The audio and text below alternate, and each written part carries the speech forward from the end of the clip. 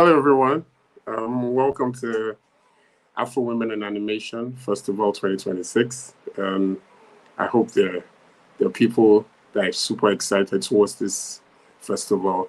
And yes, we are going to be organizing the festival this year virtually. We really missed it. So we really missed the idea of actually connecting with people physically, and we're hoping that it will be a physical event, but because of what is happening in the world, for safety reasons, we decided to restructure it to be a virtual event. And we're super excited nevertheless, because we know we can connect with anyone in the world from there. Welcome to Afro Women in Animation Festival. Afro Women is not just another festival.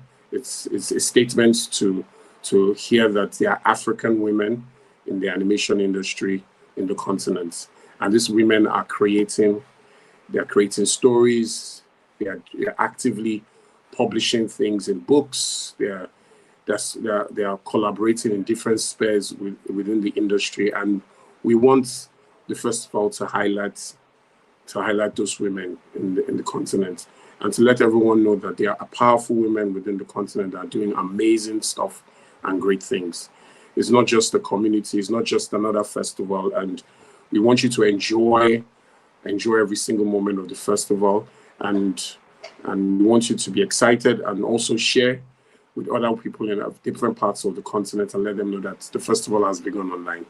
I'll hand over to my other partner online, Omoife, and she will be coordinating the festival. Thank you very much. Thank you very much, our Festival Director, Mulendema Johnson, and hello everyone. I'm Omoife Majoro, Festival Producer, and it's good to have you online for our festival. We look forward to an exciting time with everyone who is able to join us. And aside from being exciting, we hope it's also impressive with the panel session we have, Q&A and interactive games, and we have a lot in store for everyone. So please just stay online, share if you have to, so people can join, spread good news, because we are going to spend a great time together. So I will just briefly read out for the next session. We'll be having a panel discussion, which will be moderated by Zainab. Zainab Balami is an animation producer, scriptwriter, and founder of Zazou Production Works, a company focused on developing original animation ideas. She's passionate about authentic, cultural, diverse storytelling and creating positive Black themed content. She is the creator of The Adventures of Zazou, an animated series co-produced with Yoruba Saxon and Argon Films, and specializes in character development, world building, and engaging storytelling for young audience. So I'll hand over to Zainab, who will introduce our fellow panelists. Thank you so much. Great to have you, Zainab. Thank you very much, Omoife, for the introduction. Good morning, everyone, and welcome to the Afro Women in Animation Festival 2026, the second edition. As Omoife mentioned, I'm Zainab. I'm an animation producer and a scriptwriter. I'm truly delighted to be moderating today's session, African Stories, Global Impact. Today, we're not just talking about animation, we're exploring identity, culture, and the power of storytelling to travel across borders, connect hearts, and shape how the world sees itself.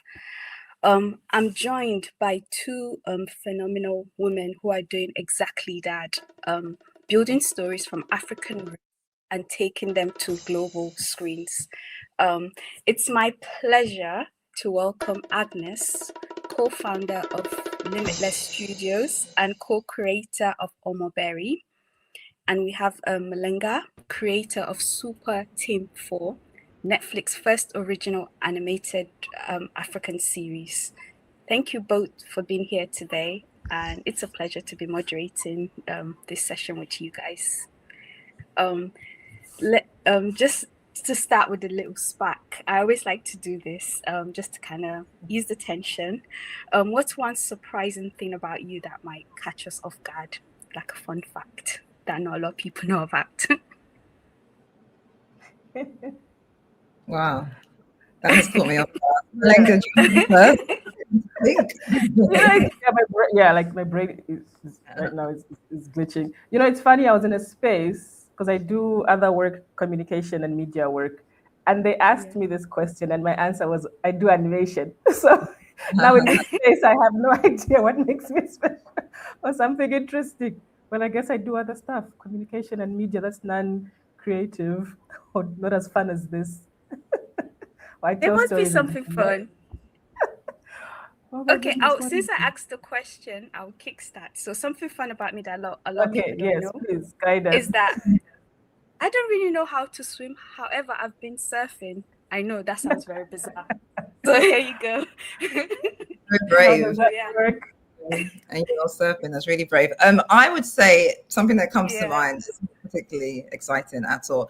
But one of my favorite movies, my actual favorite movie of all time is The Sound of Music, which shows how cheesy I am. I love that movie. Not at all. It's a classic. It's a classic. Right? I think most people think I'm cool and stuff, but I'm really not cool. I'm very cheesy, and I love movies like Sound of Music. Yeah. Okay. With that guidance. Okay. So an interesting thing about me. So my name Malenga actually means the creator. So it's always funny to see my name in this context as the creator of Super Team 4. So I think that's an interesting one. Yeah.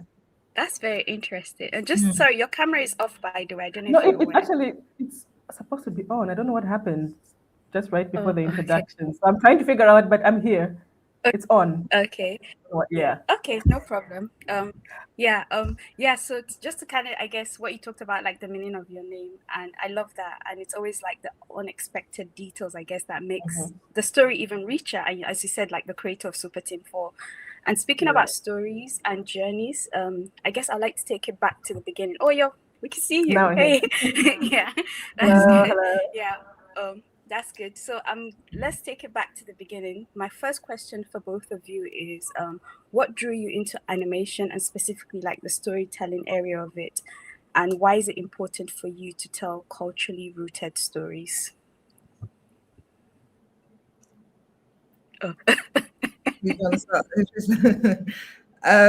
Okay, I'll start if that's okay with you. Yeah, please. So my background is, at least in terms of my career, is very much focused on TV production. That's how I started out as a TV producer.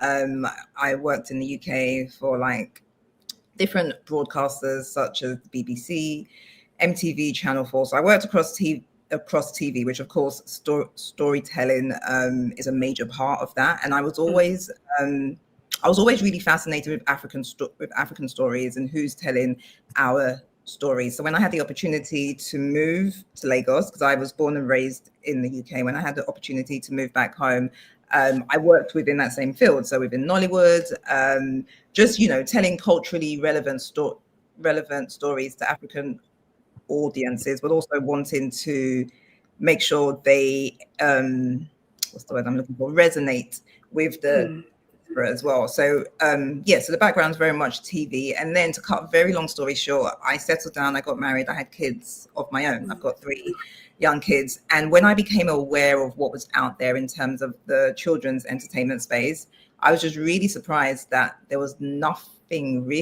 actually nothing that spoke to Black children or children who looked like my kids and had African sounding names and accents. They were watching Peppa Pig and Cocomelon and other shows like that, which were amazing, great shows, but just they didn't reflect their culture and their world. And so that was really my birth into animation. It was strictly because, I wanted to engage young kids. And so, of course, animation is the medium that you would use for that. And I wanted to tell stories that spoke to them, that spoke to their world. And that was kind of like how the whole creation of Omaberry and Limitless came together, really. So it was really seeing a gap. It sounds very cliche, but seeing a gap in the at all. target. Yeah. You know, nothing spoke to children like mine, so we wanted to create something that spoke to them, and that's basically the birth story of I'm a Berry. I think for me, it's quite similar to Agnes in terms of, you know, seeing a gap. I mean, you love stories, you enjoy whatever medium, whether it's reading, whether it's TV and film. But I think for me, I had never considered animation. So I'm actually very, very, very new here, right? So all the reasons that Agnes has given, but I was thinking more about documentaries and live action, right? So the pivot into animation is only because some interesting and fun people in Cape Town, South Africa, with a studio called Triggerfish Animation, decided to take a risk on the continent, right, and create a story lab in 2015.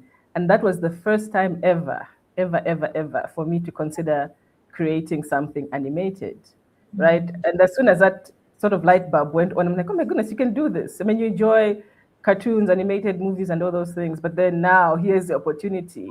And I guess that was the birth of Super Team 4 and me in animation. So it's basically just the risk that, you know, people took to create an opportunity for African animation, and that was my entry point into the space. And then obviously again realizing the gaps and like, okay, I love these shows, so then now what exists for girls who look like me in this space, and then all those things now coming together, and then that was the birth of Super Team 4. Wow, interesting. So how much of your personal experiences, and I think you guys have kind of touched on it, especially for you, Agnes, and your cultural background shapes the stories you tell?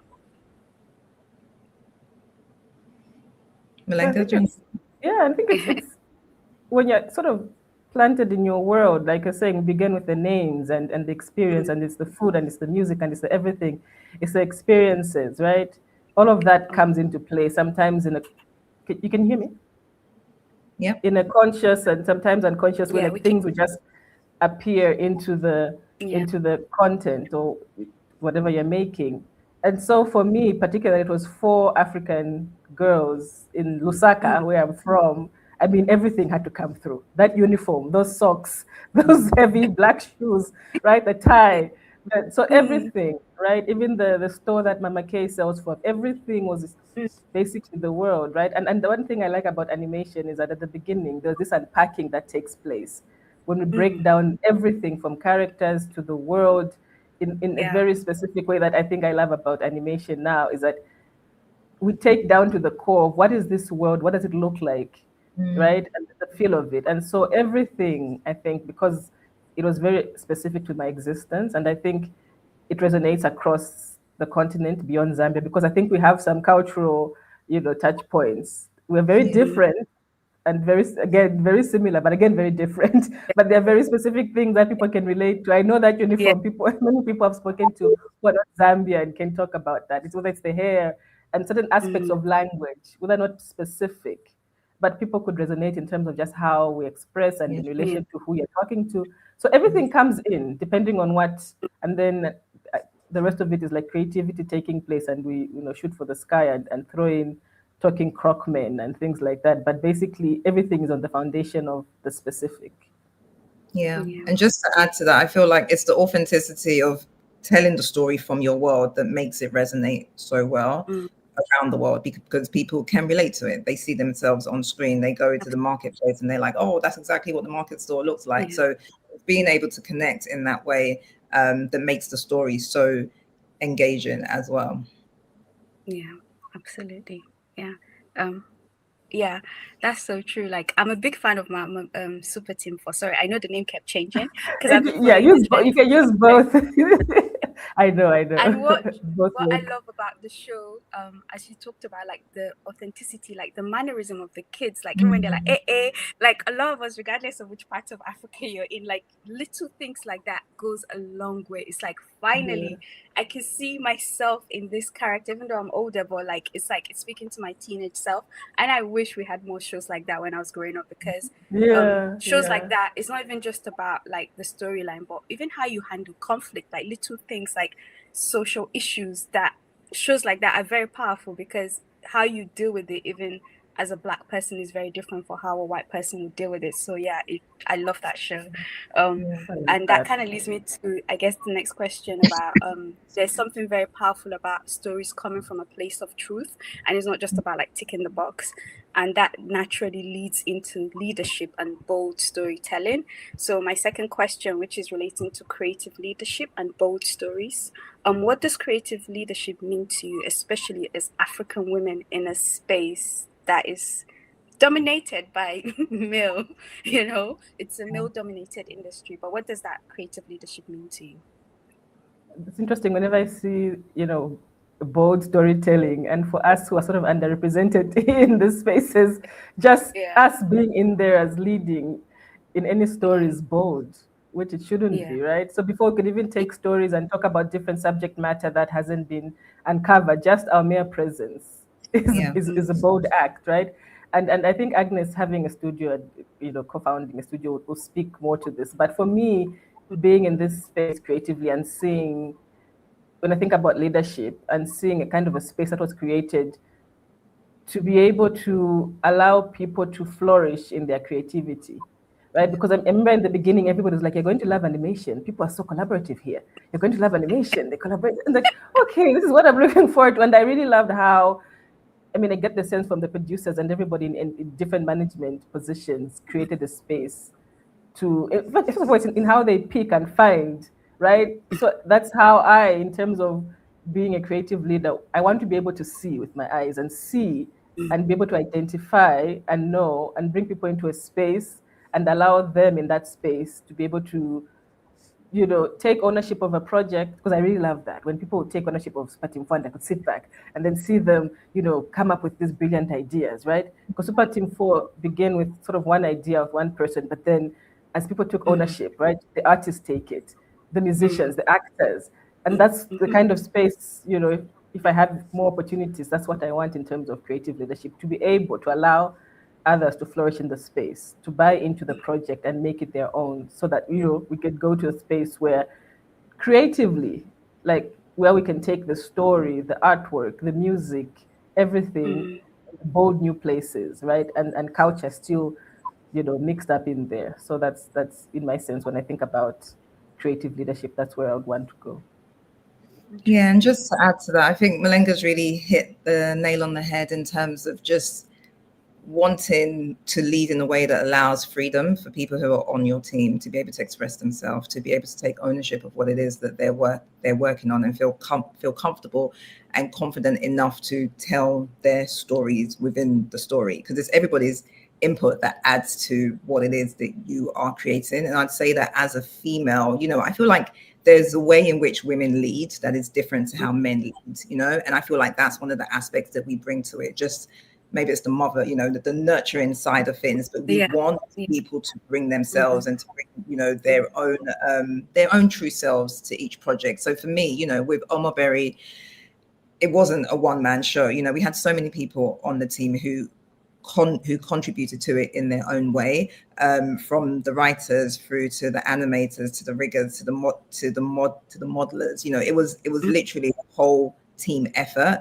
And yeah, I think for me, that's one of the great things about Limitless and about Omoberry, the way that we've been able to lead the team, just to ensure that everybody puts in their best, wanting to hear from everybody. So if we're writing a story, about a particular character, wanting to know what somebody who's not even related to writing, for example, what the rigger thinks about, this particular aspect. So just bringing everybody's thoughts and views to be considered at a development stage was really important to us. Obviously, because we're writing about African stories and showcasing our culture, everybody on our team more or less is African. So all your views matter, So for me, that was really an important part in terms of how to lead the team and how to get the best out of them, which I feel that we did, which is awesome.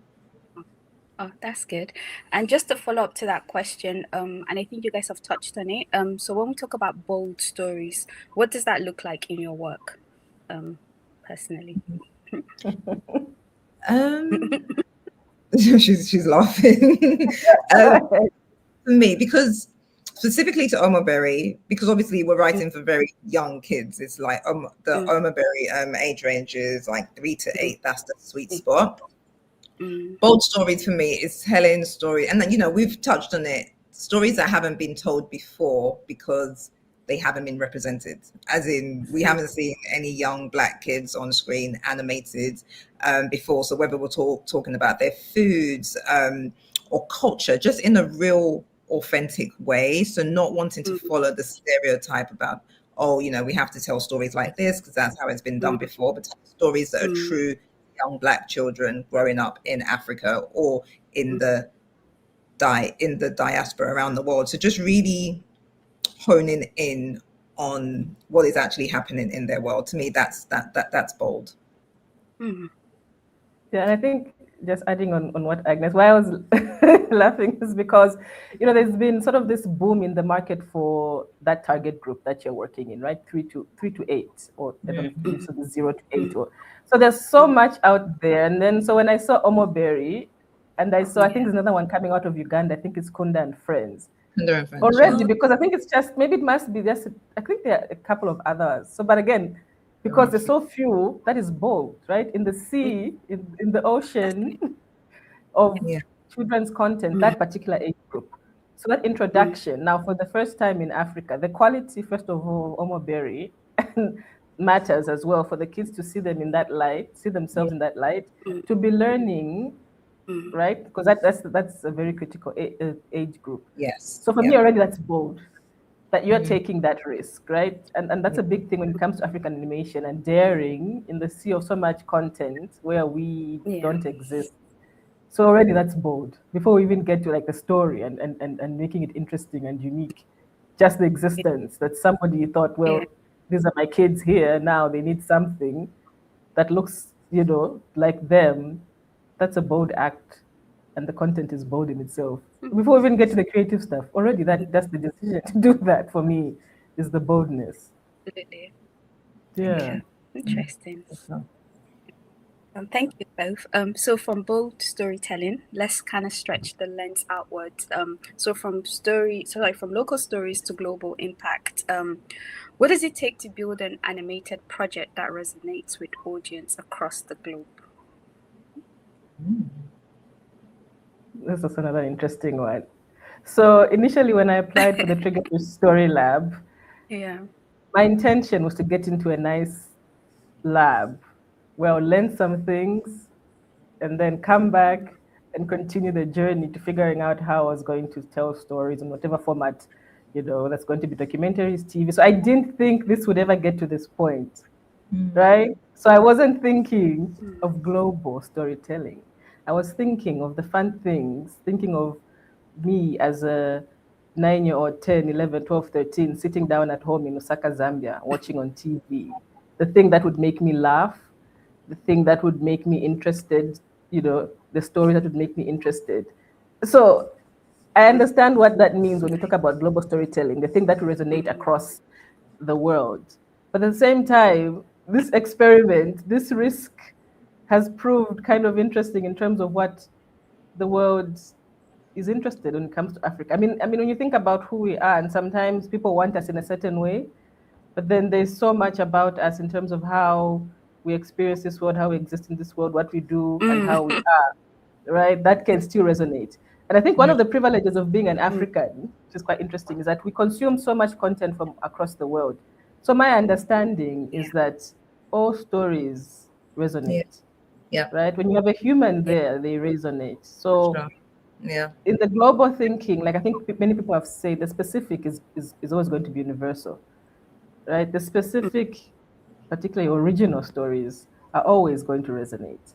Right. So in the space where I was creating something just for the sake of the lab, but somehow, and incredibly with a global release, which sometimes for African content doesn't happen a lot. It was fun to see this thing go across the world and to be dubbed in multiple languages and still make sense. And then also our default languages are quite an interesting mix of so many languages, Zambian, African languages, and that still resonated across. So I think the global is the specific and it's the original. I think that's a really great answer. Again, lots of great answers. I think that similar when it comes to Omoberry, people are always like, oh, like, because Omoberry, the majority of our viewership actually comes from outside of Africa. It's a lot of lots of Asian countries that we have our main viewership from, Indonesia, India, Brazil, obviously the UK, US as well. And people are always like, oh, it's really interesting that this African show is being viewed around the world. But I feel like if it's great storytelling, it's going to resonate anyway, regardless of whether it's about Africans or Indians, because people can, like, or humans, we all have the same experience, just in kind of like different cultural ways, but it's still going to resonate and it's still going to speak to their lives. So I think, similar to what Malenga said, a great story is a great story. So whether it's locally told or globally told, as long as it's being watched by another human being, there'll be ways in which you can connect to it. So I think that's really a great thing about storytelling. Mm. Mm. Mm. Yeah. Can you guys hear me? I think my connection. Yes, I think Zainab maybe Okay. might be. And just to follow up to what you guys just said, we often hear the phrase universally appealing. What does that mean to you? And do you think it's some conflict with cultural authenticity? Yes. Yeah. Okay. Did you hear my question? Yes, I got that question. Or would you like me to repeat it? No, we got universally appealing. So I think it's similar to the question, but I think sometimes it matters, I guess, the context, right? When people tell stories, I mean, how does a story come to be, right? So we have people who, for example, Agnes creates from the beginning, and she knows what her purpose or what the purpose is for Limitless Studios and for Omoberry. So I have the opportunity of a lab from the beginning, from the get-go. We want African stories told a certain way. So when you get into the space, it's going to be, right? It's what it is, what they want, what is specific about is what they want.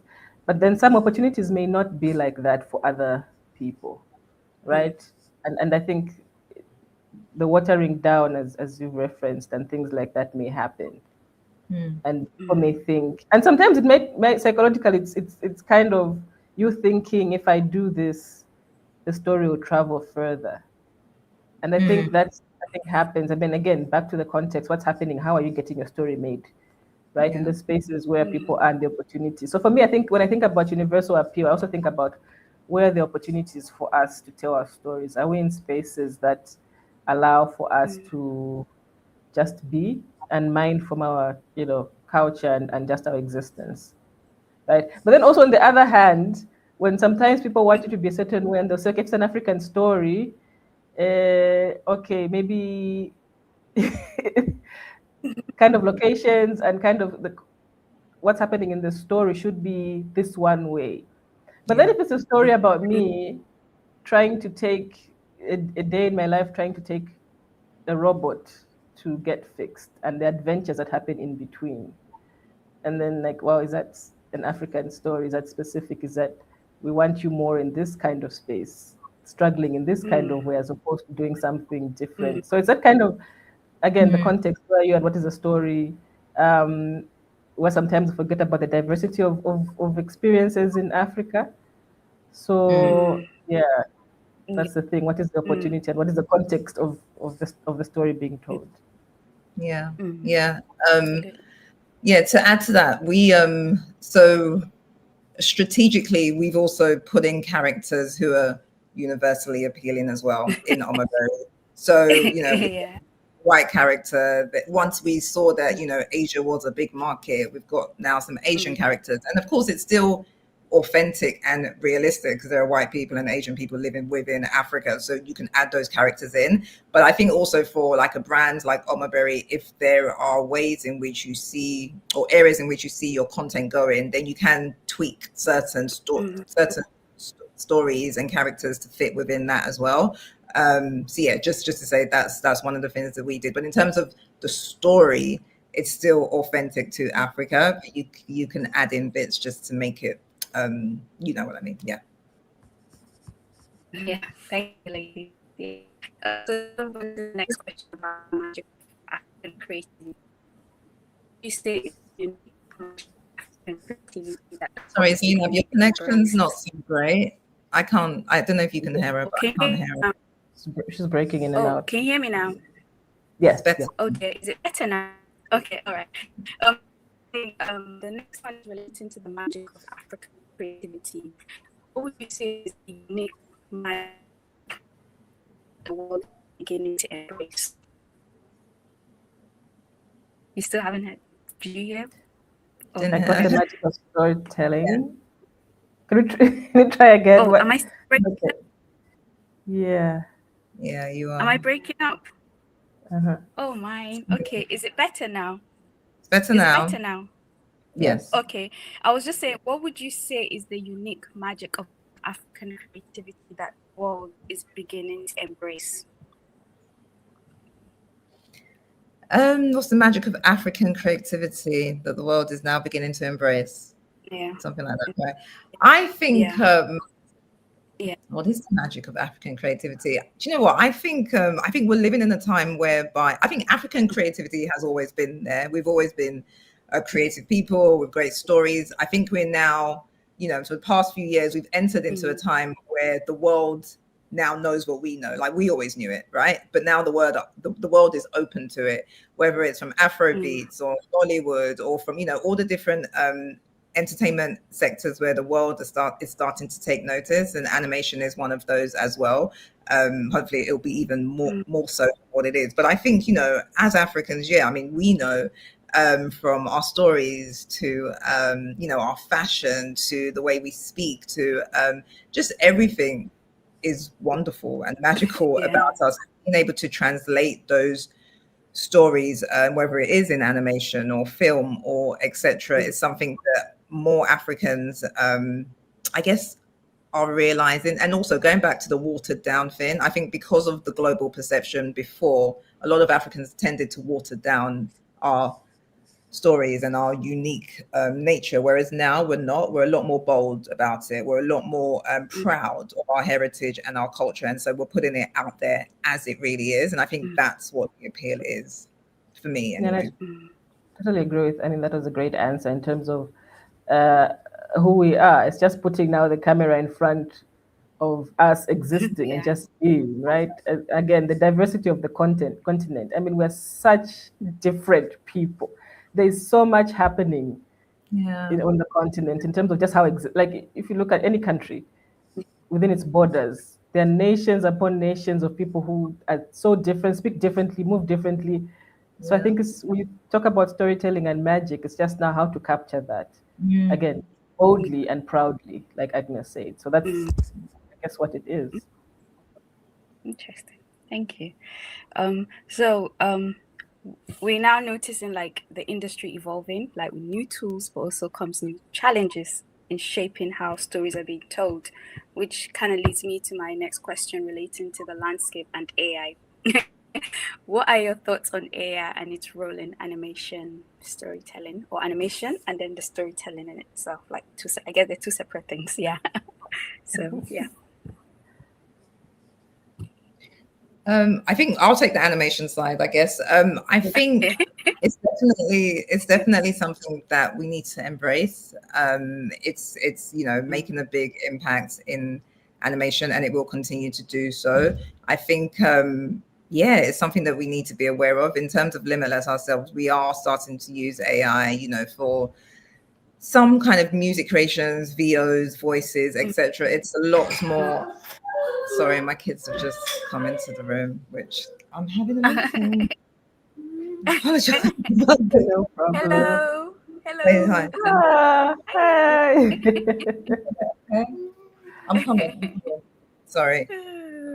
Okay, so apologies, guys. I am having a meeting. Okay, say hi. Oh, hello. How are you? Okay, so completely lost my trail of thoughts. I apologize. AI. So, thank you. From voiceovers and language, being able to use it to translate to different different languages is one of the areas that we are using it in. In terms of, I watch YouTube a lot, of course, with my kids, and there's a lot of new shows that I can see are completely, the animation's just completely done by AI. And these are shows that are, increasing in views, and they're getting a lot of subs. And so, yeah, you really do have to think about, just in terms of the competitive, market and landscape. If it takes Limitless approximately 6 to 8 weeks to produce a 2-minute animated episode, right? That's our general pipeline. But if you can, with AI, do that within a few hours or a week, it's going to have its effect on the industry as a whole.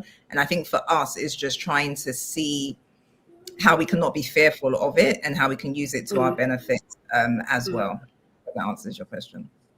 Yeah. I think for me, when it comes to that question, I think I have an ask more than an answer in terms of, this platform as Afro Women in Animation to create more conversations around what. So I'm happy that, Agnes is here as somebody who's running an actual studio to talk about what exactly is it, right? And the hows and the things to unpack. Because I know, I've been following a lot of some tech conversations and certain bubbles that have burst, and there were promises made, and there was excitement for African, particularly young people, and things were going to happen. And so go do this, and then this will happen. So for me, I think it's more of an ask of the platform to dive in and have people like Agnes and more people who are running studios and can speak to the specifics of what are we talking about, right? So that we can understand exactly what is the promise, right? And exactly where are we going with this. So I guess moving past the feeling, what do I feel, and what exactly is the reality? And again, there's the question of the ethical implications, and so all those things. So I'm hungry for the conversation, and I want to hear from actual people making the things, like Agnes and the African other creators in the studio, right? Because what is it exactly that you're doing? What are we talking about, right? And so what does it mean for somebody who wants to get into animation? So I want to hear more from Agnes and the rest, like unpack it for us so we understand what the what's and the hows and the where. So that we know, so we get ahead. The promise is always there and the African people, because Africa, we have the largest population of young people, so there's a promise. So I want to make sure that we do not sort of send people off into a direction that does not deliver. So I want to hear more. So I hope Afro Women in Animation can create conversations, more spaces for people like Agnes to come together and tell us some things. Questions. Yeah, absolutely. Just to kind of touch on what you said. Sorry, go ahead. Go ahead. Oh no, you go ahead. No, you started. Yeah. I was going to say, on top of that, because of how things are moving so quickly, a lot of times the studios ourselves, like we are obviously still catching up. Everyone's still catching up. Things are so rapidly changing. I do agree that it would be to everybody's benefit for there to just be more open discussions about what this means and how it's going to affect jobs and creativity and writing and etc. I feel like we need to get ahead of it as much as possible. Yeah, absolutely. And there was something you said, Malenga, which so one of my another job that I do is that I'm into the policy side of things when it comes to how kids consume content in the UK. And that is a very heavy conversation because, Agnes, you mentioned how a lot of YouTubers are using AI to create content, and they're noticing it's having because I'm big on children's content, but it's having an effect on how they consume content. So I guess is what you said is having those conversations to ensure that we're using it fairly and in a way that has an inspiring, positive impact on how kids consume content, especially as Africans. We definitely, Afro women, if you're hearing this, we'd love to have a conversation and dig deeper into animation and using it wisely and in an ethical way that doesn't, I guess, affect our kids. Because I don't know about adults, but I'm all about kids. So this then leads. Still on the. I think again. People who are running the studios. I mean, we can't run away from the fact that we are still behind in terms of what we can produce Absolutely. well, live action is kind of way ahead. So animation in Africa is still lagging behind. And we understand it's much more expensive to produce animated content. It takes a long time and all those things. We can't ignore those things. And that's why I want to hear from the people who are in it, in the studios, and what they're doing. I know like things are moving quickly. So every few months, can we pull you out and can you tell us some things so that we understand really what's happening with you guys and check in and really have the information. Absolutely, yeah. So this kind of leads me to my final question. Advice for the next generation. What advice? Okay, so I'm gonna break this into two questions. Firstly, what advice would you give to your younger self, looking back? And secondly, what advice would you give to young African creators who want to break into the animation space and tell their own stories? I think the younger self advice. There's a lot I can say to her. Like right now, there's a lot. But then I'm thinking back to, I think once I got this opportunity with the Triggerfish Story Lab and I could see it kept going. I was like, okay. So I sat down and I thought about how come I didn't think. Because I met so many young people who had been doing this in high school or even primary school and already were illustrating. And I kept thinking and going back and thinking, why didn't I know? Why didn't I see it?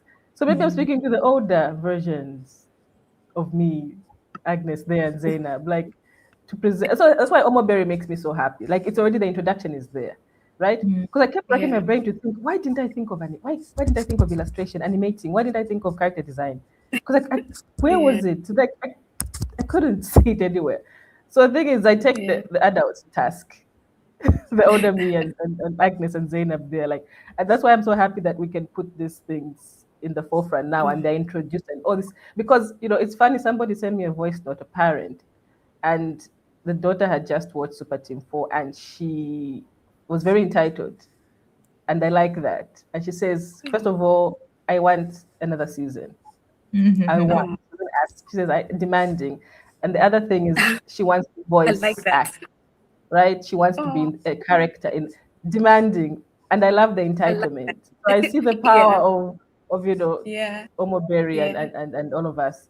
So now the advice is, I remember like watching Kizazimoto, another Triggerfish project, and looking at things like Omoberry, Kunda, and Friends.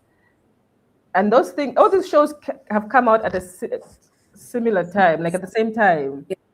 And it being very emotional because of the choice. One thing that's interesting that we should point out is the diversity. None of these shows look alike. They don't sound alike, but they're all African. And it's quite interesting. And it made me very emotional because I remember when we're creating Super Team 4 and we're looking for references, it was very hard to give me an African city animated, and we couldn't see. Give me characters. And I remember when we got to watch Kizazimoto and I saw all the different shows with different characters, and I said, this is the character, references that we're looking for. So for me, I'm interested. I'm a fan of African content. So my advice is, I guess, the entitlement is that I want to see more. So I'm asking, can you create, start creating so that we could see? Because I'm interested. I'm a fan of African animation. I'm new here, but I'm a fan, so I want to see more. That's my demand. I like that. So I would say, first of all, before I answer my question, I just want to answer the question. I do want to say that my kids are a huge fan. My kids are huge fans of Super Team 4. So thank you so much. They really do love it. They watch the whole series. Happy to hear that. And you see how young they are as well, which just goes to show like it translates to a younger age range, not just So thank you. So I would say advice to my younger self. I think, and again, I think the answers sometimes can sound quite cliche, but I think it really is to not doubt myself and to be bold in terms of what I believe my input, what I believe my input should be, like not to doubt the thoughts that I had about, maybe I can work in this or start this, and kind of just to be more bold and to go with things. It's good to spend time preparing for something, but sometimes you just need to strike while the iron's hot and just do. So I think, for me, my younger self, it would have been, just doing more and being more bold as I'm doing it as well. Also to put in the time and put in the work. You know, I'm a firm believer in God, in Christ, and I believe in God's grace. But at the same time, you need to work. It's not just grace that's going to go to it. Going to go to. And so, in terms of advice to younger people, in terms of advice to younger people, it would be the importance of collaboration. I think we're like the times that we're living now. Everybody, most people just kind of want to be an entrepreneur and go it alone and do things. But collaboration is so important. Like finding people to build with is so important. With Limitless, we've got an amazing team. Amazing. So I'm a co-founder. We've got two other co-founders and an exec team that are just amazing. And it's all of us that has been able to build this dream, you know. And I think, collaborate with people who are on your level. Also, don't always look up when you're networking. If that it's like people on your level build together. You know? Absolutely. That's my advice. You've said two things that I'd love to add on to collaborating with people on your level. And I received this advice from someone in the past that talked about how the people on your level are going to be the commissioners one day. So build that relationship with them, or they're going to be the executives or head of studios. So don't look down on them. And then another thing that you said was about doing the work. It's very crucial that we realize animation is not like, I remember when I first started, someone advised me that it takes about 10 years to create a show. And I've been at my show for almost 8-9 years. And I thought they were joking, but it's not a joke. It takes time and you have to do the work. There's no shortcut to creating shows that you guys have created that has had an impact. So yes, definitely do the work. You cannot escape it at all. So thank you both so much for an inspiring and insightful conversation. So what stands out is this, that African storytelling is not just about participating in the global conversation, it's reshaping it from bold ideas to global screens. The future of Africa is richer, more diverse, and more exciting because of voices like yours. And to everyone watching, the stories you carry matters. The world is ready for them. So thank you all for joining us and enjoy the rest of the festival. Thank you, guys. Thank you. Bye. I guess that's it, right? Hello.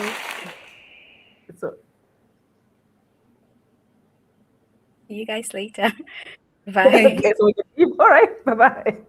Bye. Bye. Thank you. Yeah.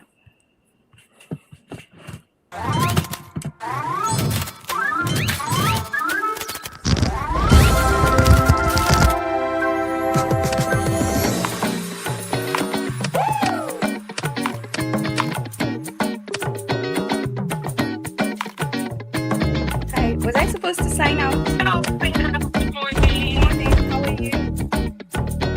Fine, I'm doing okay. How are you? I'm good.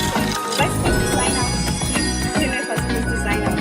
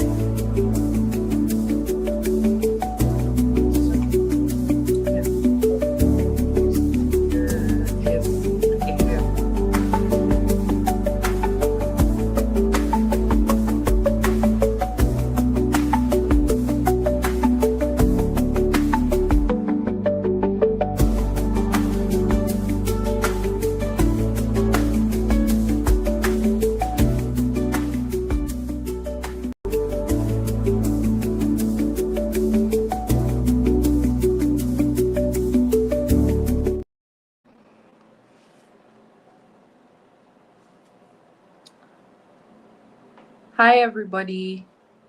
Good morning. It's 11 a.m. this morning, and it's so nice to be here, doing this again in 2026. And it's really nice to be a part of this year.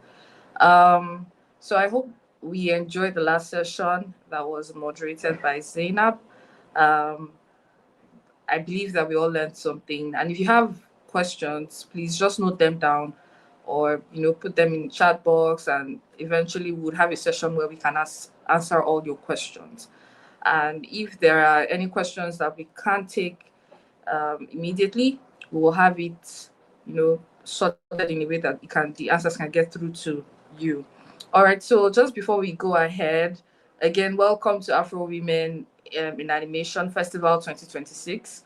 And we just want, for the people that are joining us maybe for the first time, people that probably don't really know what the Afro Women in Animation really is, I will just be saying a couple of things. So really, first of all, it's primarily for women, for women who are interested in the animation space, for women who have been in the animation space, for women who just have an interest, maybe a hobby or something, and then you just want a community that you're able to hone that skill. So the Afro Women in Animation is a groundbreaking event aimed at fostering gender inclusion and professional growth in the animation industry across Africa and beyond. This seminar will serve as a platform for networking, education, and career advancement, featuring influential speakers,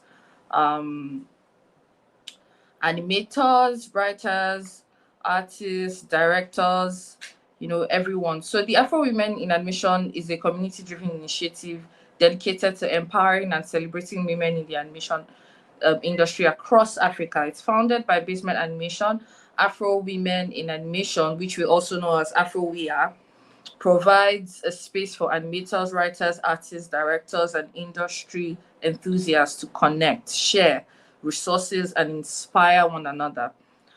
Since its launch, it has played a crucial role in advocating for diversity, inclusion, and equal opportunities in animation through events, mentorship programs, and job placements. The dynamic powerhouse driving the rise of African animation for over 10 years, which is Basement Animation, has been producing unique and original stories with the universal appeal. This is made possible by a continued investment in talent, providing an enabling working environment, and encouraging creative expression and inclusion in the workspace. All right, there's still so much to know about the Afro Women in Animation, and it's not too late for you to, share and share the link to people that you believe would really learn from, what we're doing today, and people that you believe should be in our community. So pretty much our mission is to empower women in animation by providing opportunities, mentorship, and a safe space for growth, collaboration, and innovation. Our vision as a community is to create a thriving ecosystem where women in animation are equally represented, celebrated, and empowered to tell authentic African stories that resonate globally. Yes. So again, welcome to our festival this year, Afro Women in Animation 2026. And I believe so far we've learned a couple of things, and there's still so much that we have to do today. And I believe you're enjoying. You can drop a comment in the chat box, just let us know how much you're having fun, even though it's online.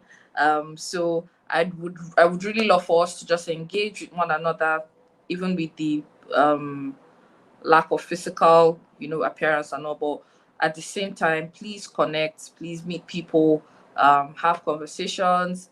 It's online. It doesn't mean that we can't, connect and all of that. So yeah, moving on to the next thing. We have a game for us to play, and that's bingo. Yes. So how the game works pretty much is there's a barcode that you're supposed to scan, I hope you're going to see that soon on the screen. When you scan barcodes, you have to tick the. I think when you see the entire box, you just see that okay, there's some certain activities that are there. Okay, if you've done this, you tick it. If you've done that, you tick it. And then if you have like a complete set of 5, I think there are 5 on a row. If you have a complete set of 5, then you click in with all your energy, bingo, on the group chat. Yes. So you either have one vertically, horizontally, but you must have a set of 5 that you have completed. And it's pretty much going to run throughout the today's event. Yes. So put it in the group chat. Bingo. You can put as many exclamation marks as you like, but it must be bingo. Yeah, thank you. And then also we have the AR exhibition. That link or barcode will also be shared with you.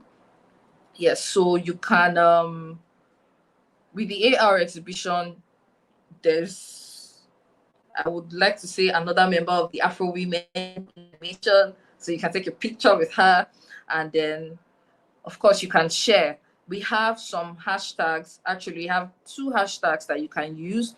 We have hashtag Spark to Motion, and we have Afro Women Fest, AFROWIA Fest 2026. Yes, and we need to celebrate our own women that helped us with this AR exhibition.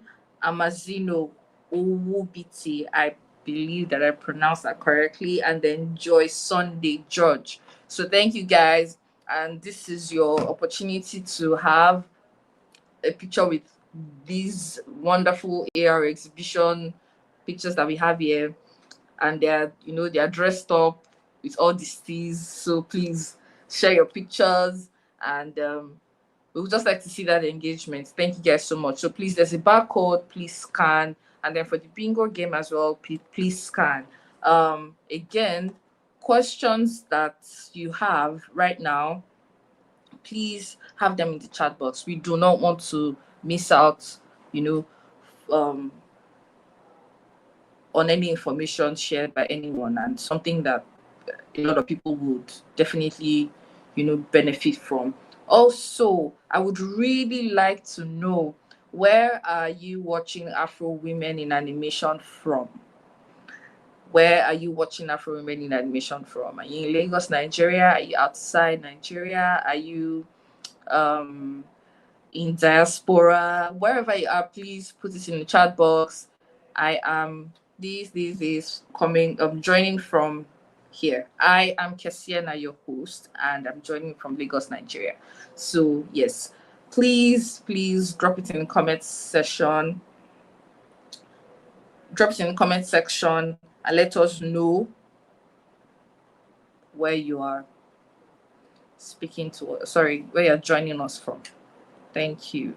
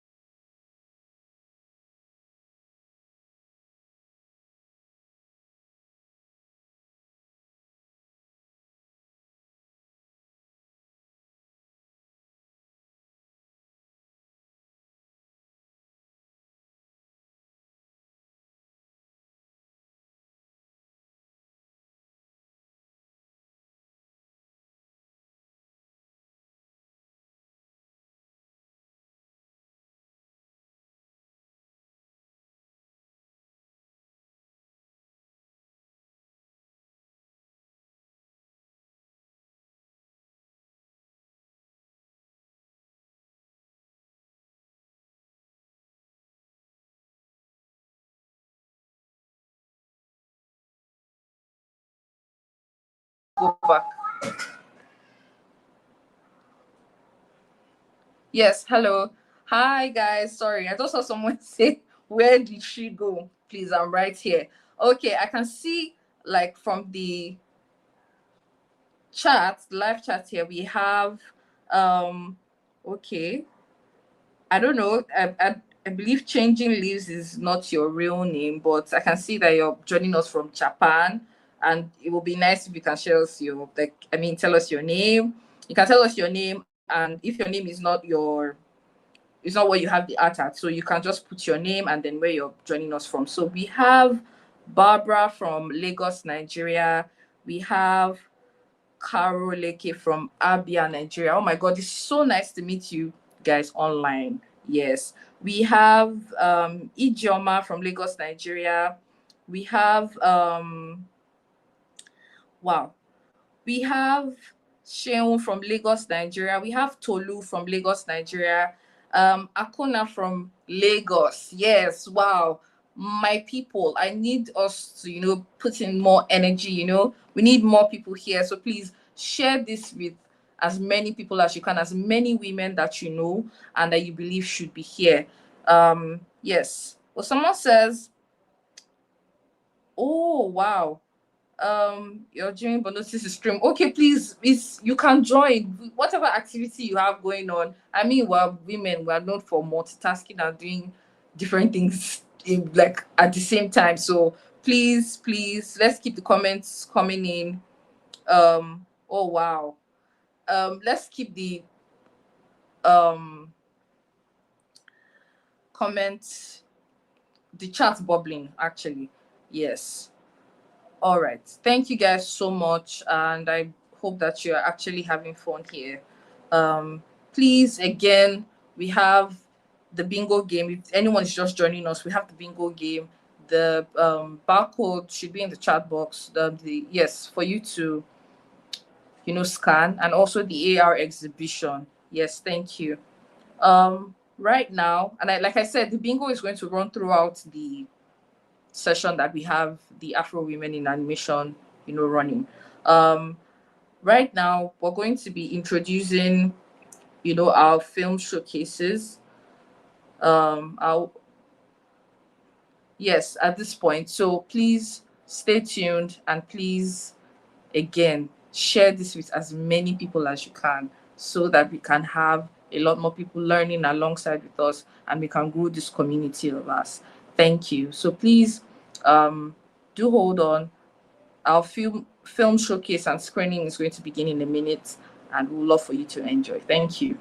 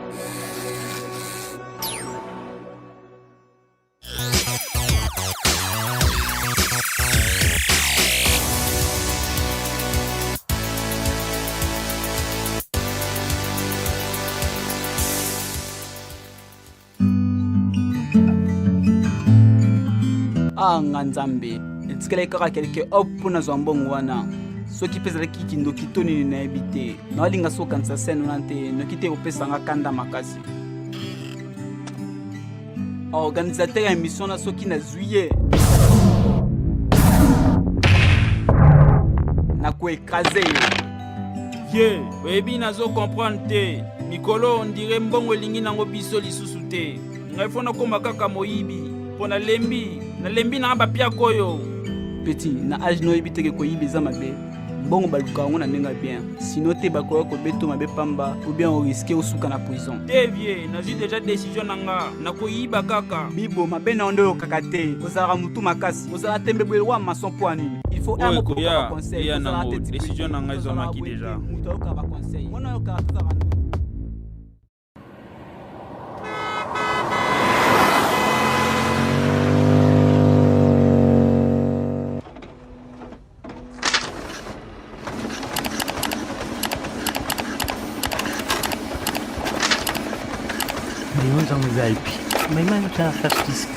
Police spéciale. Yango. Ah, ok. Oh, police mbokani. Je vois RDC. La porte simana. Voilà. C'est là. La salle fonction. Et pour la commande là. Il y a couleur. Pas mal, hein. Mademoiselle, ça va? Tout va bien? Oui, ça va bien, merci. Super. Combien de copies? Bokana, moi, qu'on a qualité image. Prof Maui, tu ne connais rien du tout sur la police spéciale. Il y a un possible sous ça.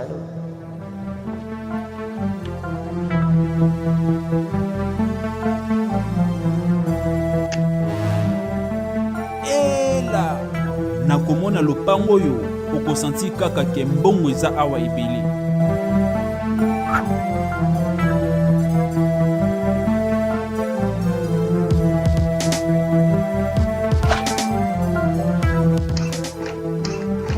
Porte na bango bayebi te ke na se préparaki très bien avant naya awa yo ke na ngai ya passe partout okobanda ko accompagner nga partout na musala na ngai ya sika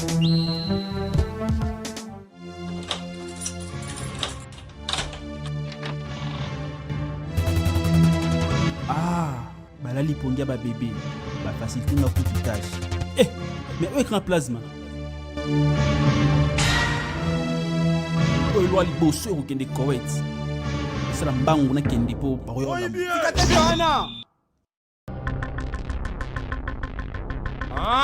donc yo nde mutu oyibaka biloko nyonso ebungaka awa vie oyo eza mbala na ngai ya liboso nayiba ngai nayibaka te nabandaki nanga kaka komeka vie botika ngai nakende na tv oyo soki naye lisusu koyiba wana bokoki kokanganga yo peti lokasi nde tosali so maseki longo omonango bablake za tozolakisa nde tosalaka miyibi champion maponso tokangi moyibi awa we bokanga ye bien nazoya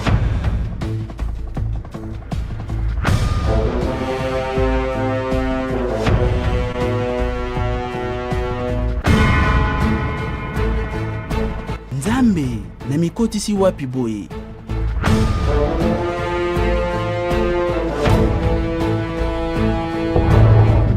Petit, oyibi pona nini? Nga nayibaka te nabandaki nanga kaka komeka vie pardonne nga nakobandela lisusu te nalimbisa yo donc yo kanisi ke na ye koblage na yo omoni na ye kobeta na yo jeune Nintendo tokebo vie pardon vie eza mpona kozanga mbongo nde nayeki koyiba vie nga mpe seri moko nazangaka mbongo epuis nazwaki mokano ya kokota box na box babandaki kobeta nga pe nakomaki kobeta misusu putu nabuka na minu na box me na suka nazwaki mbongo pe lelo oyo nakoma champion eske nayiba nakoya lisusu koderange bino te pardon vie pardon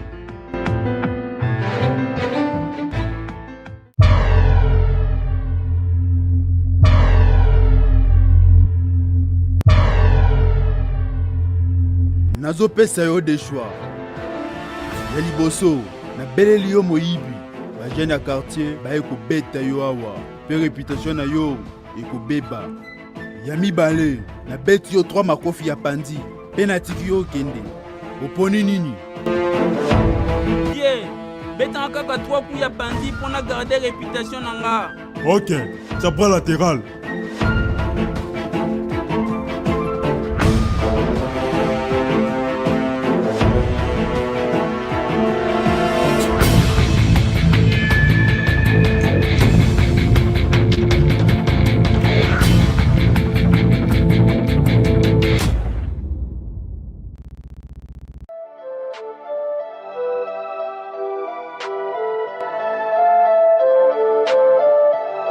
makanisi na nga nyonso esuki nayebi te soki nasala nini Sandra. Courage mon ami, kotika souci ya déranger yo te, il faut toujours regarder espoir. Ah, espoir te Sandra, eza facile te. Nayebi, mais na courage na yo okokoka. eloko mosusu ata eza te Heureux. Iloko importe eza te. oza sire omeki bashene mosusu Yaya, s'il te plaît. Nayebisaki yo déjà ke na mini nalanda sere obosani. me nayebi ete ke chaque jour Pas chaque jour, sauf le week-end. Kose déranger te, ewumelaka nango te esalaka kaka 15 minutes. sirene docteur ya miso pendant 15 minutes ozomona o moke Oh, ebongo bafilme ya bazombi oyo otalaka na bibo esalaka combien de minutes? Minutes kutu te ba air. ebongo eza nde mwana oyo wana eza bafilme kafukafuti bavrai filme o papa wana seri oyo elemba boye Ok, na comprendre. Ah, bitumba eza te, bazombi mpe baza te, c'est normal omonango mabe. Nayebi te, franchement, nayebi te soki nasala nini. Ah ma chérie, koloba boye te, viens là.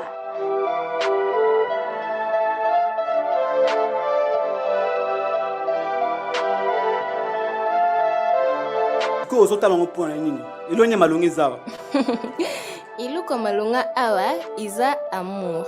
he oyo ekomi komedi nake kolala nzambe na mokili oyo amour ezalaka susu te amour etikala kaka na bafilme na badessin animé mais irene nazomona nango normal nzambe Pardon, tiko 6 ngai. Oh, oke penza kolala? mpona nini fernando nasukola bakopo Ah, natuni mabe, nalinga kaka nayeba soki oke penza ko. Mais wana eza ton Félix?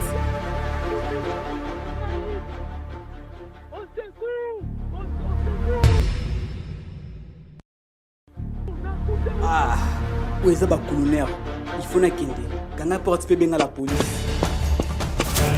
Mais yaya, ungusa nini? Oke wapi? faut nakende koede tikana na ndako tila police akoya Yaya, kokeni na yo te, olingi oriske vi na yo mpona nini? Fanano na ndako tobenga la police. kobanga te irene eloko mabe elanga te za telefone obenga la police Yaya!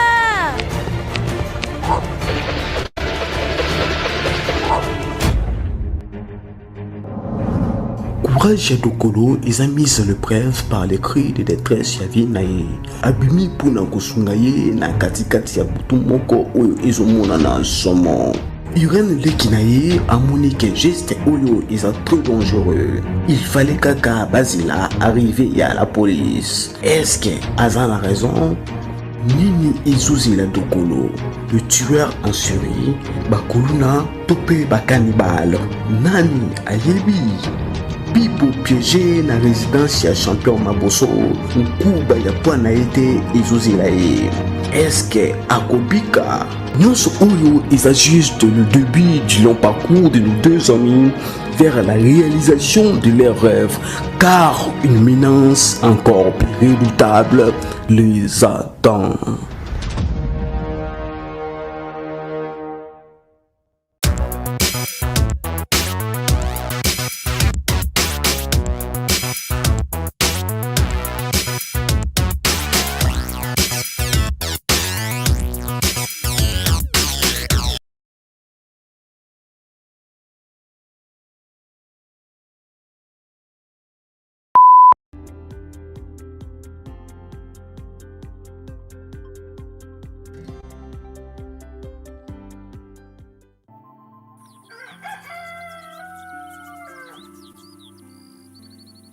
One morning, I noticed something strange on my tummy.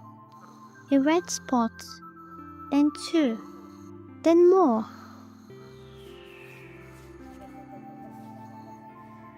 Mama, my body is playing dot to dot. Let me see, Lola. It could be e-trash, but let's keep an eye on it. The next day, the dots were everywhere. My back, my face, and even my ears. I felt hot and tired.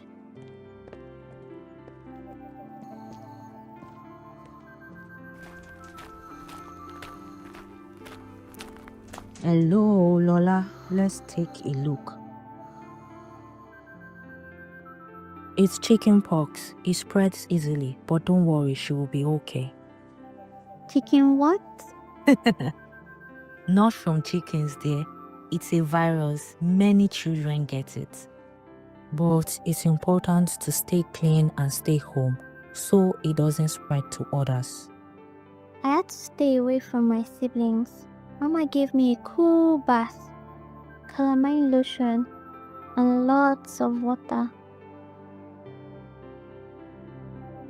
No scratching, Lola. Let's keep your hands clean. Yes, Mama. The itching got better. No more fever. The dots dried up and became scabs. I didn't like staying away, but I'm glad I didn't make my little brother sick. So, if you see itchy red spots, feel hot and tired, don't panic. Wash your hands, stay home, and no scratching.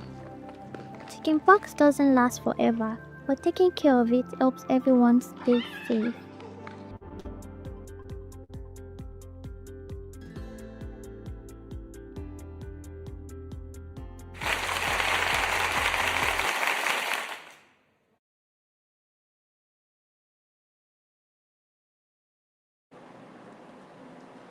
Hi everyone, welcome back. So far we've had 3 short films, and we have the first one, Open Air by Motion Animation Room, and the second that we saw was Bibo and Dokolo by SPR Studio, and the last one is a short film on chickenpox by Taiwo Idris. Thank you, Motion Animation Room and SPR Studio, for sharing your creativity with us. We appreciate it. And then Taiwo Idris is one of us. Thank you for sharing your film with us. We appreciate it. Thank you guys so much. So please, we're still, connecting with ourselves. So as much as we're trying to share where we are, our location, please say hello to somebody, connect with someone online. It's why it's a community. We need to connect with one another. So please, as we are online, we can still very much connect with ourselves. So please do connect. And then you can also still share where you're joining us from. And also the bingo game is still on. Like I said, it's running till the end of the program. And also the AR exhibition, please share with the hashtags given, hashtag Spark to Motion, and then hashtag AFROWIA Fest 2026 or AFROWIA Fest 26, either of them. So please go on with taking your pictures, sharing it, and all of that. And if we have more people, please, that are yet to tell us where they're joining us from, please tell us where you're joining us from. Thank you. Also, please, questions. We're going to be compiling a list of questions, and we can be able to give answers and all of that. So please share your questions on the live chat.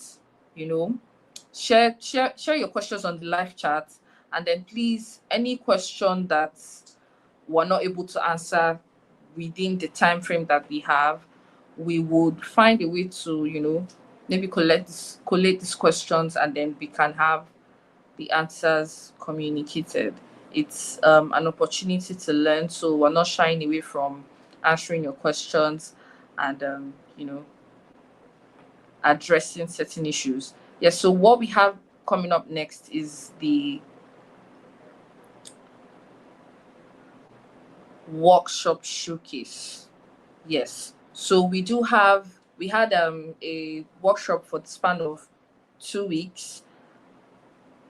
We had a workshop for the span of 2 weeks, and there were a number of participants that were involved in it. And I believe that it was a wonderful experience for most of the people, for all the people actually that participated in that workshop period of training. And then we have them, some videos to, show you for them to share their experience and the things that they learned during that period of 2 weeks.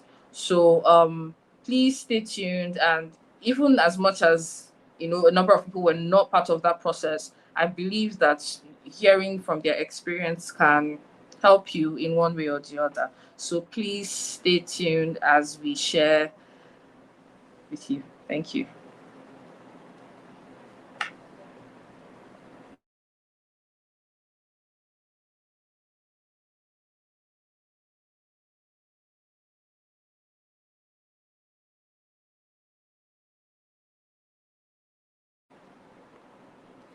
Yes, so the first person we have here is Lola Aikens. She's an award-winning Sierra Leonean-born South African film director, visual development artist specializing in environment design. I'm an animator, and I was opportunity to attend the visual development pre-technical workshop, and it was fantastic.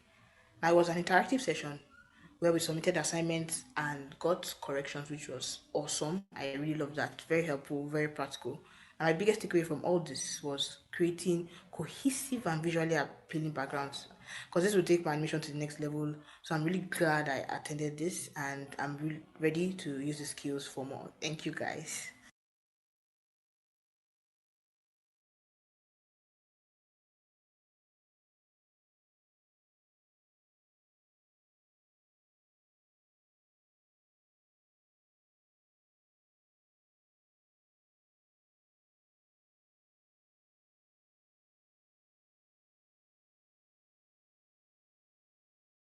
Good day, my name is Banel.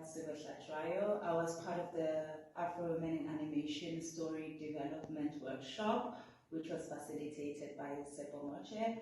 And in this workshop, I learned about story development, and certain things that I picked up were creating your story, the 3X structure from the setup to the development of it and the resolution.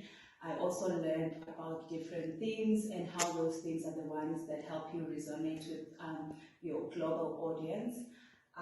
Also learned about a tone trailer, which is something that you put together in animation in order for whoever that you're pitching for to see that this is what you're going for in terms of the creation of your animation. Other than that, I also learned script writing and the outlines of your story that you're creating. Yes, I think that is it, but there's a lot more that I learned, and it has helped me develop my story, the story that I am trying to tell, which obviously is just about what is already happening in the world in terms of people that are going through regrets for not going after their dreams. So thank you so much for this opportunity, Afro Women in Animation, and I do hope we see each other and that our paths cross soon. Thank you.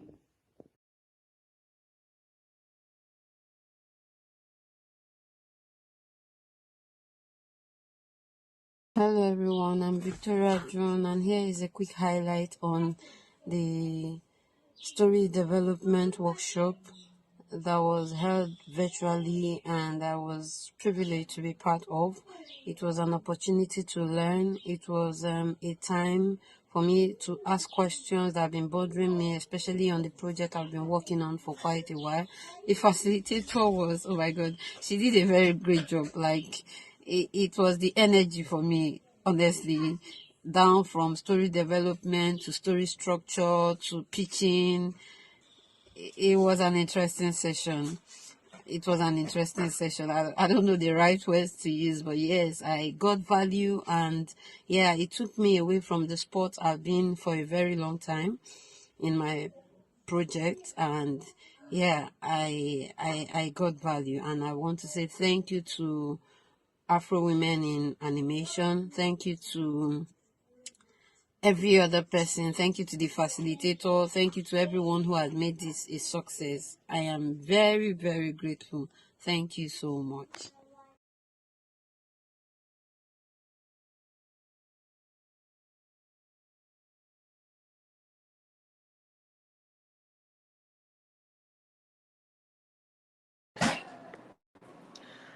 Thank you guys so much. So I believe that was like a brief, you know, way of sharing their experience with us, but I do believe that it's a lot more than that, and they learned quite a lot. We would like to appreciate our facilitators that were able to take these classes, training with these people, and we had two facilitators for the period of the training. Yes, we have Lola Aikins. She's an award-winning Sierra Leonean-born South African film director, visual development artist, specializing in environment design and 2D animation. She studied 2D animation at LASAA Paris.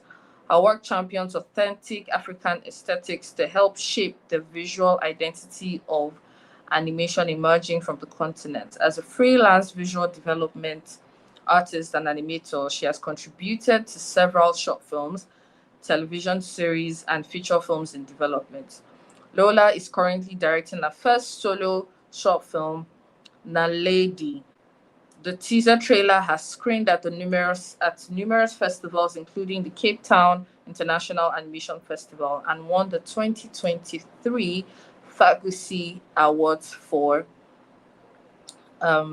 Best Animated Short Film. In 2023, she was named as one of the top 200 young South Africans by Mali and Guardian, and currently serves by Mail and Guardian, and currently serves as a trainer and art director at a digital Ashimolongo. I want to believe I said that correctly. Digital Innovation Precinct, Molio Academy and Studio. Yes. So that was our first facilitator. We had our second facilitator, Shepo Mochi. Shepo is a writer, director, mother, activist, and all-round good human being. After lecturing and writing for live action television, she stepped into animation as a staff writer on Supa Team 4. She then served as an executive creative consultant and writer on Kia and Kimoja Heroes. Kia and the Kimoja Heroes, produced by France Television and Entertainment One. She directed her short film first, Totem Problems, as part of Kizazi Moto, Generation Free for Disney Plus and Triggerfish Animation Studios, later working as a showrunner on Azania Rises, whilst also serving as a development executive for Triggerfish. She's a partner at Play Nice Pictures Development Studios. Shepo is a director and co-chair of WAT, an NGO that advocates for female identifying creatives in animation and gaming. She's building a safe space for Pan-African network that supports creative growth, equity, and cross-border collaboration and mentorship. WAT supports the human behind the creative, growing careers whilst building belonging. Yes.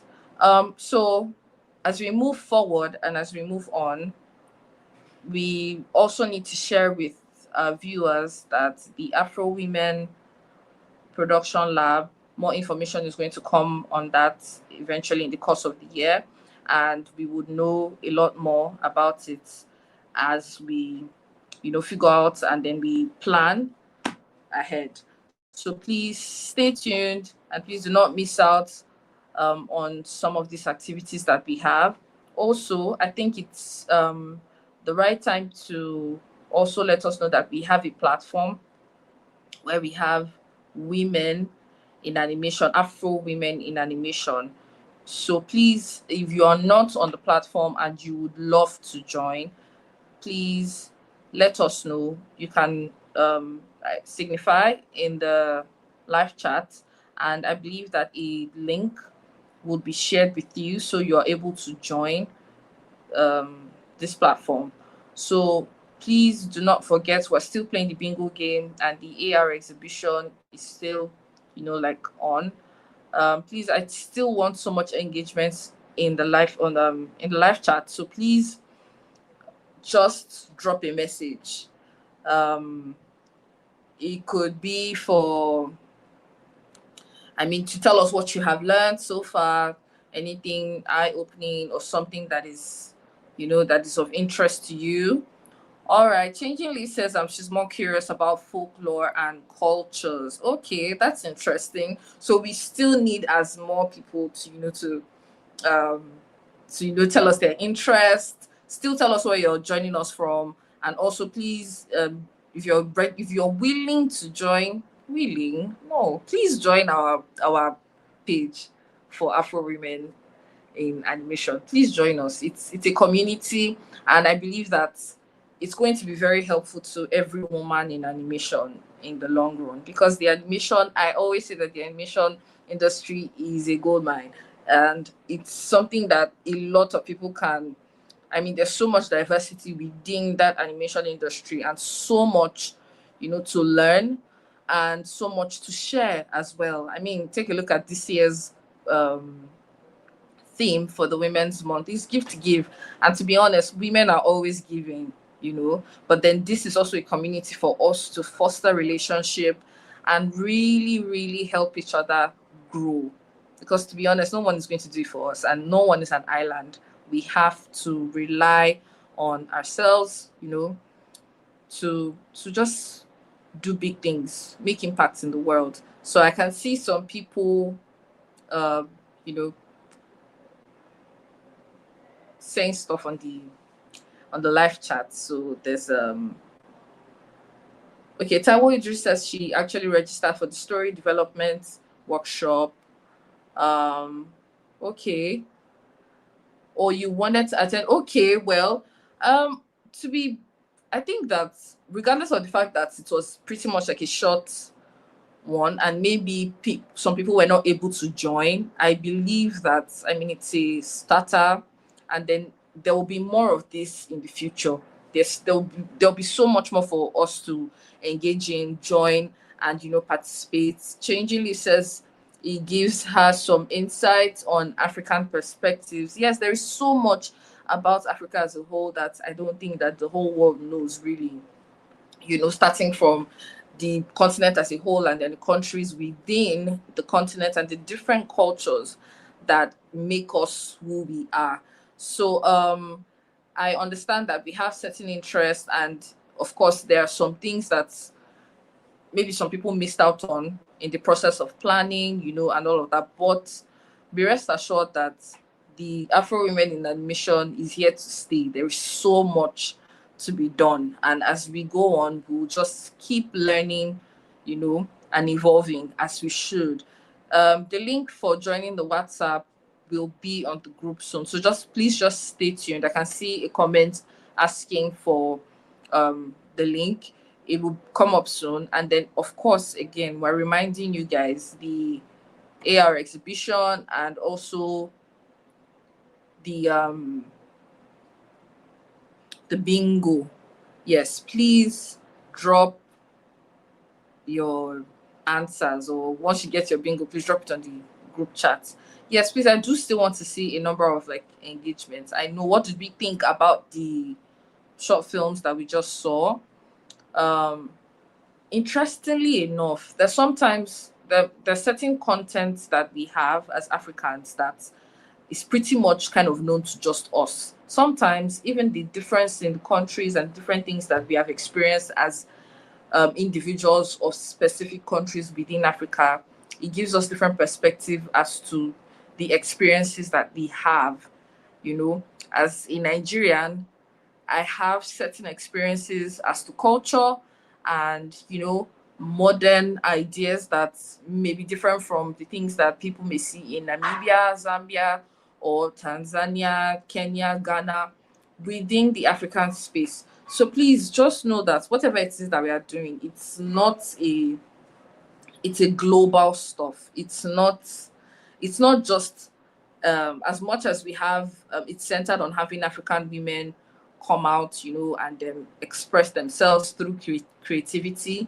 It's really showing Africa to the world and what we can do, you know, as a people. So please, again, we really would really love you to connect with us on this, join us, and I'm sure we'll have a fun ride. So please, your questions, please send in your questions. If you have questions, please send them in so we can have it, you know, answered. And like I said, if there is any question that we're not able to answer at, like right now, we'll have them passed across. Like we would love to communicate anything that is very important to people for them to know.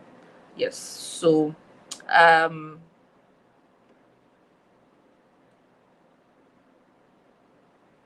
I'm still waiting for people who like the comment, the live chats. I can't really see much engagement. I mean, the short films that we just saw, what you think about it, the session earlier, what we think about it as women, what are the experiences or some of the things that we, you know, that we've learned so far, and some of the things we do want to be addressed, you know, that interest us. Chinchillis did say she's very interested in the culture and folklore, and I do really love your engagement on this page because I mean, yes, she's saying something about being a black person in Asia. It's important to actually share the stories so people have an idea. So it kind of corroborates what I said earlier on the fact that we as Africans, we know this information, we know these things, which is pretty much like the tip of the iceberg, and then we get to share with people outside. So it's pretty much a situation of, not a situation, but a thing of Africa to the world. We want people to see us actually as we are, Africans, not that we're trying to be something else or be someone else. The women in Africa, I mean, we live differently, we experience things differently to a very large extent, you know. So there are so many things for us to learn, develop, and evolve on. So please, it's really important for you to share some of your ideas, things that you do, everything that is happening within your society, so that the community can be of great help to you. Because the major reason we have this community running is to foster, you know, a good network of, I think I would say, friendship, creativity, all of that, collaborations, you know, to help our society even more, a lot more better than it is. Yeah. All right. Okay. Please, do we have people engaging on these games? Bingo. Has anybody had any complete one? And the VR exhibition. Yes, please share. Please share. Please. We're waiting for you people. Please share. We're here. We're with you people. Please share with us.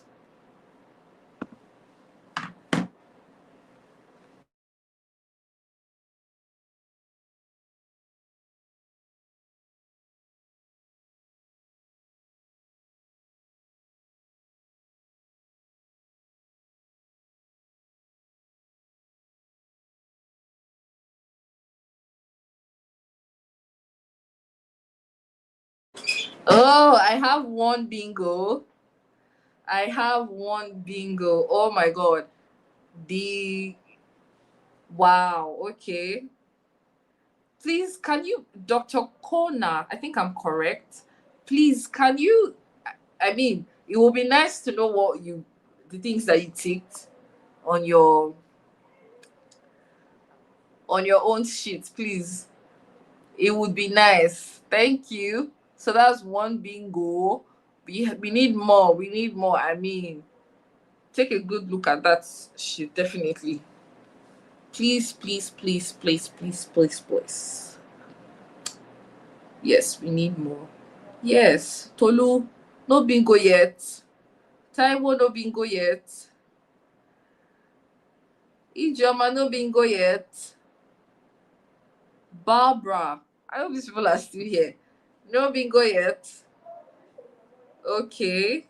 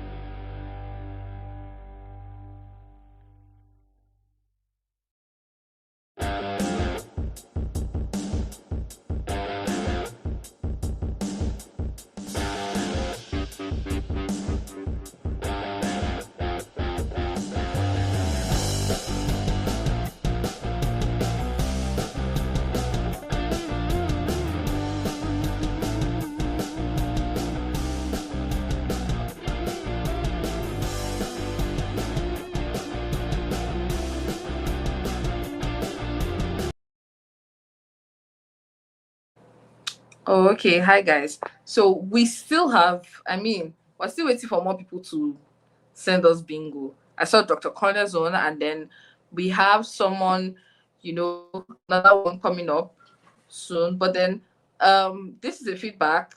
Someone says she really loved the second animation that was shown, which is Bibo et Dokolo.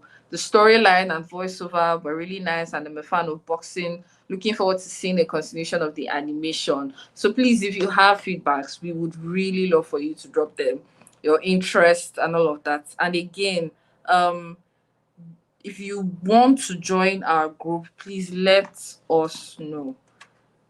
Yes, please let us know. And then also, please, we need the bingo shot so people can see. Like, we have another bingo. We need more bingos. We need more bingos. Yes, please.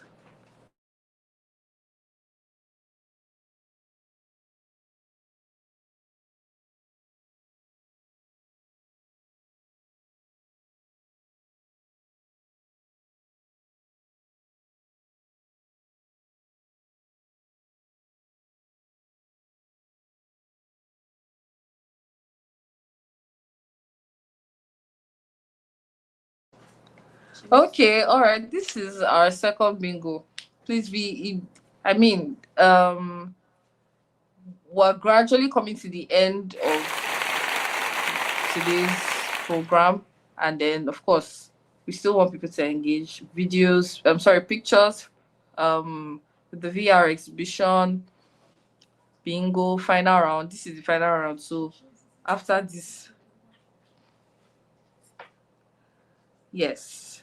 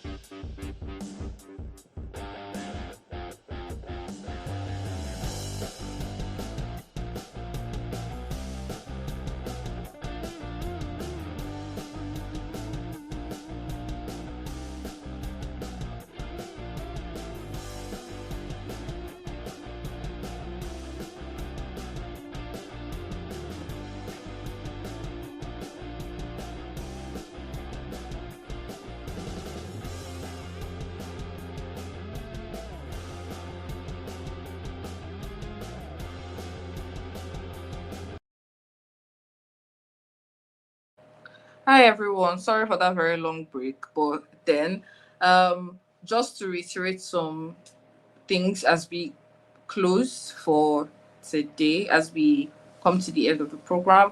There's a comment on Emily Jama mentioned needing like a clear-cut guide to, starting your animation journey. You're very welcome to our community. There's a form. There is a form and other details that will be shared on Instagram on the Afro Women page, so you can, join and also be a part of what we're doing as a community. Yes, and I don't know if we still have any more bingos, but then pretty much we've come to just a little bit close to the end of the program, but I'll be welcoming Ladi Wada to give us closing remarks. Thank you.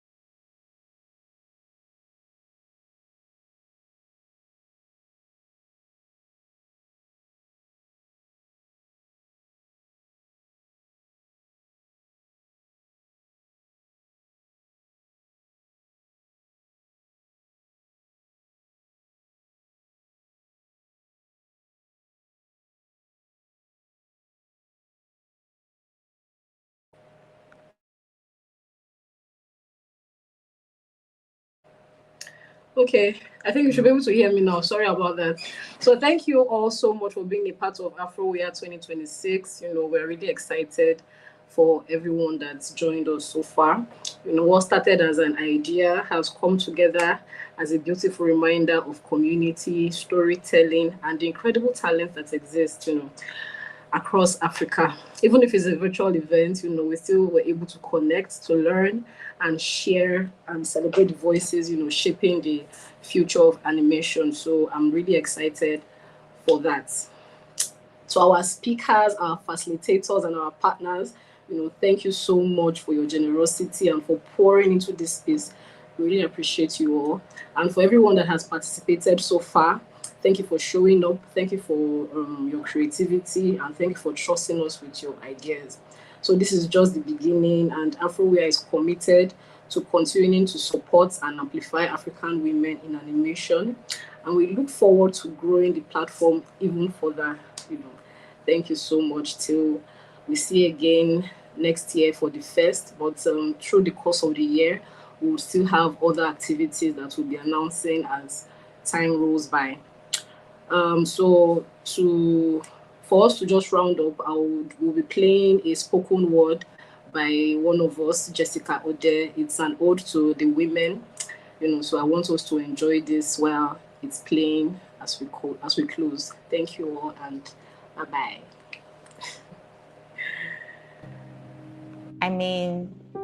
Besides the script handed her to be by society, is she only worth as much as her womb can birth?